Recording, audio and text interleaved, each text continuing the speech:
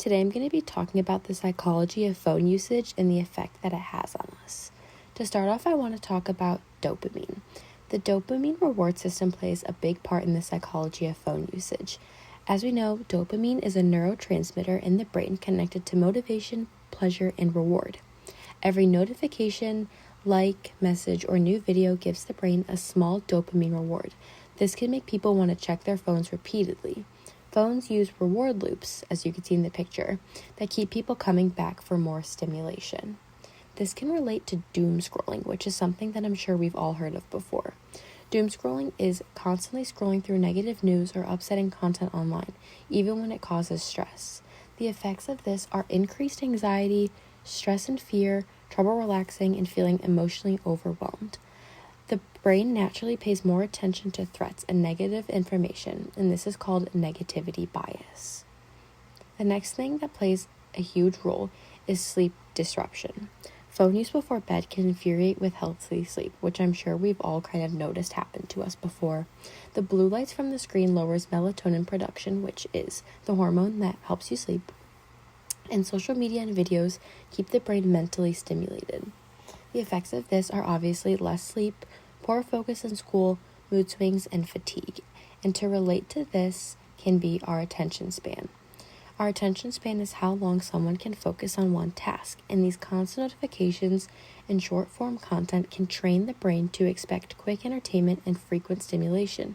This can cause difficulty concentrating or multitasking problems and easier distractions during schoolwork. Next, I want to move on to the social aspect of it. The social comparison theory is a theory where people compare themselves to others to judge their own success, appearance, or lifestyle. Social media often shows edited or idealized lives, which can make users feel insecure or less than. The effects of this are obviously lower self-esteem, body image issues, and I think most importantly, FOMO. FOMO stands for fear of missing out, if you don't know, and this is the anxiety that others are having rewarding experiences without you. Seeing posts, parties, trends, or messages online can make people feel left out, which can cause anxiety, constant phone checking, and pressure to stay online. Next, I want to talk about instant gratification. This is wanting rewards immediately instead of waiting. Apps provide fast entertainment, likes, and responses within seconds. Over time, this can make patience and delayed rewards feeling a lot harder. This can relate back to attention span a lot.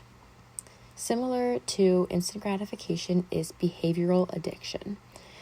A behavior that becomes difficult to control because it activates the brain's reward system. Some people compulsively check their phones even when they don't need to. You might notice yourself picking up your phone to check the time, and then when you put it back down, you realize that you didn't even see what time it was. This can lead people to feeling anxious without the phone or using it more than intended, and it can be very difficult to stop doing this.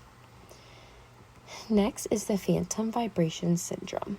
This is thinking your phone vibrated or buzzed even when it actually didn't. So you either think you heard it or think you felt it or something, which will make you constantly pick it up, which can also be behavioral addiction.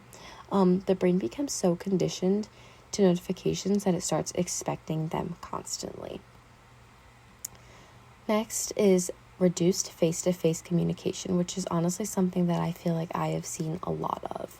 This is how heavy use can reduce in-person interaction skills.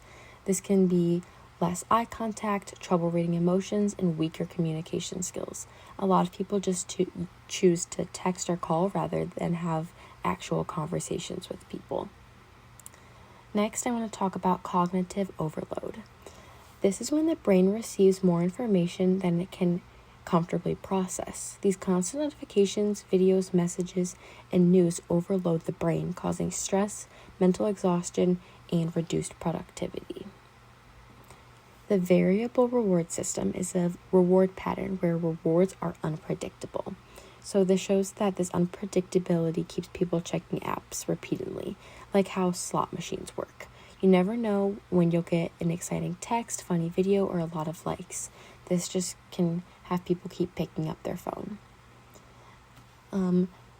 Anxiety and validation seeking are just the constant relying on likes, streaks, or replies for reassurance and self-worth, which is obviously stressful and obsessive. And as we all know, cyberbullying is a major issue with phone usage. It can cause depression, anxiety, lower confidence, and social withdrawal. This bullying through social media is obviously not good, but it's something that's very hard to avoid when we live in a society full of it. And lastly, I want to talk about nomophobia, which is the fear or anxiety caused by not having access to your phone. This includes panic when your battery dies, stress when phone is lost, and feeling uncomfortable without internet access. So with all of this being said, I think that it is very clear that during this day and age, we have a very big addiction to phone usage, and the psychology behind that is a lot deeper than we think. Thank you.